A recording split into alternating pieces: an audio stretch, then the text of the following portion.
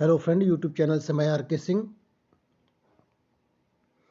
Conservation of energy के chapter 2 का lecture first electrical fourth semester, civil fourth semester और CS fourth semester के बच्चों के लिए लेके आ रहा हूँ। तो दूसरा चैप्टर का नाम है ऊर्जा संरक्षण तथा ऊर्जा संरक्षण अधिनियम 2001। इसके बारे में हम डिस्कशन करेंगे। तो दूसरे चैप्टर का ये पहला लेक्चर है। जैसा कि पहला चैप्टर समाप्त हो चुका है, उस पर क्वेश्चन आंसर भी हम दे चुके हैं। तो दूसरे क्वेश्चन का पहला लेक्चर हम लेके चल रहे हैं। तो उसमें पहला टॉपिक है ऊर्जा प्रबंधन। आखिर ऊर्जा प्रबंधन क्या है, उसका क्या अर्थ होता है। तो ऊर्जा प्रबंधन का अर्थ अधिकतम फायदे के लिए ऊर्जा का प्रभावी ढंग से उपयोग करना है। ऊर्जा प्रबंधन का मतलब यही है कि ऊर्जा का प्रभावी ढंग से उपयोग कैसे किया जाए कि उससे फ़ायदा अधिक हो। इसके अंतर्गत कार्यनीति, निर्देशन और प्रदाय नियंत्रण, ऊर्जा की खपत के निविष्ट निर्गत अनुपात, अधिकतम उत्पादकता और न्यूनतम ऊर्जा मूल्य हेतु आती है। इसका मतलब कि ऊर्जा को उत्पादकता अधिक हो लेकिन कम खर्च पे हो, तो ये सब ऊर्जा प्रबंधन के अंतर्गत आती है। तो ऊर्जा प्रबंधन के बारे में हमने देखा। अब हम देख रहे हैं कि ऊर्जा प्रबंधन का लक्ष्य क्या है। तो ऊर्जा प्रबंधन का निम्न लक्ष्य है। तो पहला पॉइंट है कि उत्पादन और गुणवत्ता को प्रभावित किए बिना ऊर्जा मूल्य की बर्बादी को कम करना। मतलब ऊर्जा का जो मूल्य है उसकी बर्बादी को कम करना है, लेकिन ये ध्यान रखते हुए कि उसकी उत्पादकता और गुणवत्ता प्रभावित ना हो।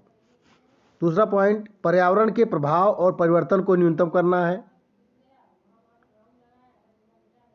तीसरा पॉइंट, ऊर्जा निर्गत प्रति इकाई की आवश्यकता को कम करना है। चौथा, मांग की आवश्यकता अनुसार लघु, मध्यम और लंबी अवधि की योजना को स्थापित करना है। तो ये ऊर्जा प्रबंधन का लक्ष्य है। तो ऊर्जा प्रबंधन आपने देख लिया और ऊर्जा प्रबंधन के 4 पॉइंट आपने जो देखा, ऊर्जा प्रबंधन के लक्ष्य के बारे में आपने देखा। और अगली टॉपिक, ऊर्जा की नीति एवं उसका उद्देश्य क्या है। तो पहले ऊर्जा की नीति के बारे में देखा जाए तो ऊर्जा की नीति सफल ऊर्जा प्रबंधन को आधार प्रदान करती है। यह एक व्यापारिक प्रतिष्ठानों के लक्ष्यों का कथन होती है। ऊर्जा नीति के प्रमुख उद्देश्य निम्न हैं। तो पहला ऊर्जा का उद्देश्य है कि सभी योजनाओं और लक्ष्यों को सूत्रित करना। दूसरा पॉइंट है इसके अंतर्गत जो आता है, सभी कर्मचारियों की भागीदारी पूरे समय बनाए रखने के लिए समूहों को क्रियाशील करना।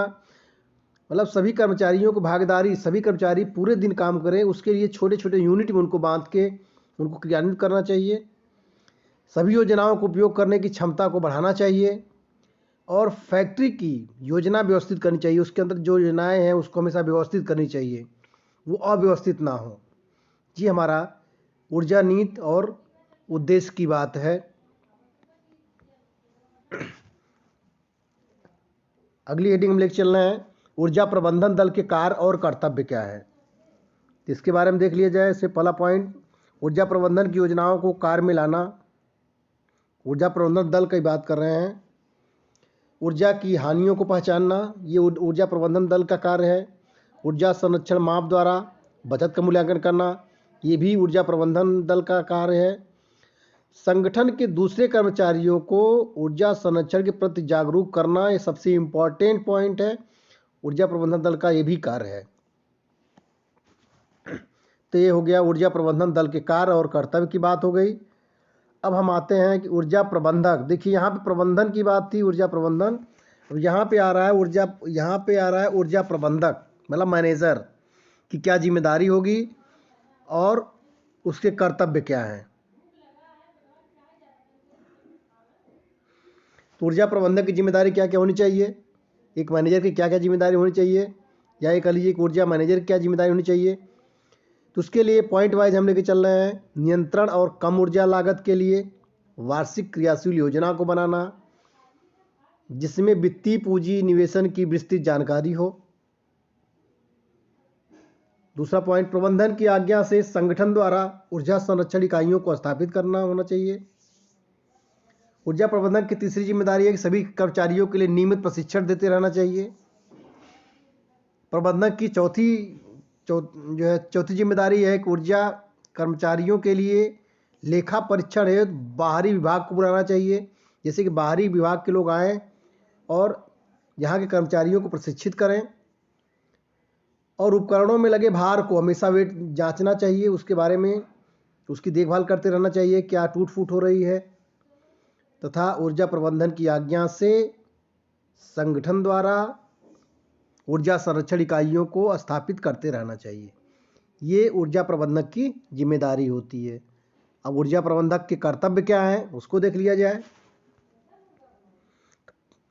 तो ऊर्जा संरक्षण की सामान्य प्रवृत्ति का विश्लेषण करके 31 सूचनाओं को रिकॉर्ड रखने की अच्छी व्यवस्था स्थापित करनी चाहिए। ये कार्य ऊर्जा प्रबंधक का है। ऊर्जा लेखा जोखा करने वाले लेखा परीक्षक के साथ सहयोग करना चाहिए, ये भी ऊर्जा प्रबंधक का कार्य है। मांगी गई जानकारियाँ अधिनियम के तहत ब्यूरो ऑफ एनर्जी एफिशिएंसी को समय समय पर देनी चाहिए, ये ऊर्जा प्रबंधक का कार्य है। ऊर्जा दक्ष तथा वित्तीय व्यवहार साध्य योजना को बनाए रखना चाहिए, ये भी ऊर्जा प्रबंधन का कार्य है। तो आपने देखा ऊर्जा प्रबंधक की क्या जिम्मेदारी है और उनके क्या कार्य है, ये क्वेश्चन पूछा जाता है। अगला है ऊर्जा प्रबंधन के सिद्धांत और उसकी कार्यनीति, इसके बारे में देखा जाए। तो पहले हम ऊर्जा प्रबंधन के सिद्धांत की बात करते हैं। तो इसका पहला पॉइंट है ऊर्जा का उपयोग उसकी अधिकतम ऊर्जा क्षमता तक किया जाना चाहिए, ये सिद्धांत होना चाहिए। इसका दूसरा पॉइंट है सभी प्रकार की ऊर्जा आवश्यकता के अनुसार संभव न्यूनतम मूल्य पर उपलब्ध होना चाहिए। जो सभी प्रकार की जो भी ऊर्जाएं हैं उसका रेट कम हो लेकिन उपलब्ध होना चाहिए, ये नहीं कि रेट कम होने की वजह से उपलब्ध ही ना हो। तीसरा पॉइंट अधिकतम उचित प्रौद्योगिकी का उपयोग करना चाहिए, हानियों को कम करना चाहिए। अगर हानियाँ कम होगी तो लाभ अपने अनुसार होगा। ये ऊर्जा प्रबंधन के सिद्धांत हैं। अब रह गया ऊर्जा प्रबंधन की कार्यनीति की बात करते हैं।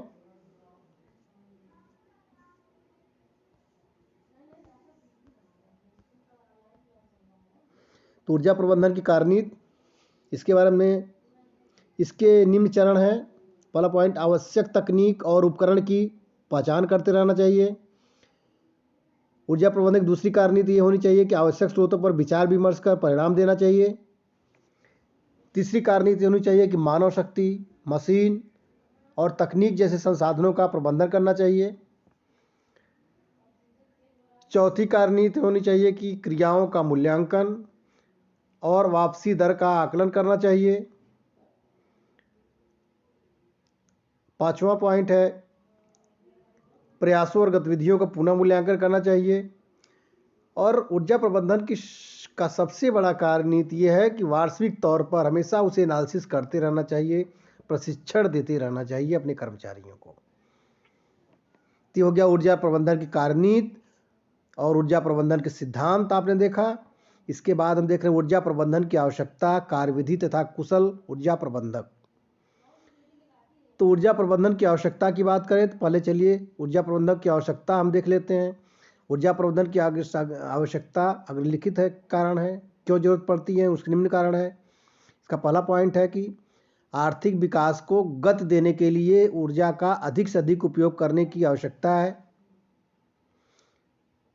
दूसरी आवश्यकता क्या है, पृथ्वी पर मौजूद संसाधन चूंकि घटने वाले प्रकृति के हैं, इनका समय के साथ बढ़ते उपयोग के कारण बहुत तेज गति से निष्कर्षण हो रहा है, इसलिए ऊर्जा प्रबंधन की आवश्यकता है। उद्योगों और व्यवसाय में बहुत दिनों से ऊर्जा संरक्षण की आवश्यकता में महसूस की जा रही थी। समस्त परिचालनों में ऊर्जा का लागत बढ़ने से ऊर्जा संरक्षण की आवश्यकता बढ़ी है। तो ये 3 पॉइंट हो गए हमारे ऊर्जा प्रबंधन की आवश्यकता के अंतर्गत। और ऊर्जा प्रबंधन की कार्यविधि को देखा जाए तो ऊर्जा प्रबंधन एक परिवर्तन और घटना ही नहीं है, बल्कि यह लक्ष्यों को पूरा करने का एक अभियान है। यह कार्य एक मेज पर बैठकर अकेले नहीं किया जा सकता, बल्कि इसे पूरा करने के लिए ऊर्जा के प्रति सचेत व्यक्तियों के दलों द्वारा, मतलब यूनिट बना के, तालमेल बना के इसके लिए कार्य करने की आवश्यकता होती है। तो ऊर्जा प्रबंधन की कार्यविधि है। कुशल ऊर्जा प्रबंधक की आवश्यकता क्यों पड़ती है, इसको देख लिया जाए। क्योंकि कुशल प्रबंधक वह होता है जो लोगों को जागरूकता की ओर ले जाए, सभी स्तर के लोगों को प्रोत्साहित करे, उनका मनोबल बढ़ाए, उनका आत्मविश्वास बढ़ाए, ढांचे और प्रक्रिया को बदले। ऐसे नहीं कि सारे कार्य पुराने ढर्रे पे ही होते रहें। ऊर्जा खपत के निर्धारित लक्ष्यों का रिकॉर्ड रखें, कितनी ऊर्जा खपत हो रही है, कितनी बच रही है, उसका सारा रिकॉर्ड रखें। तथा संगठन और मानव दोनों में ही परिवर्तन करने की हमेशा कोशिश करते रहना चाहिए।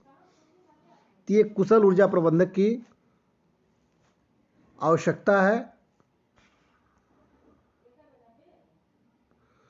तो ऊर्जा प्रबंधन की आवश्यकता, कार्यविधि तथा कुशल ऊर्जा प्रबंधक का कार्य जो है,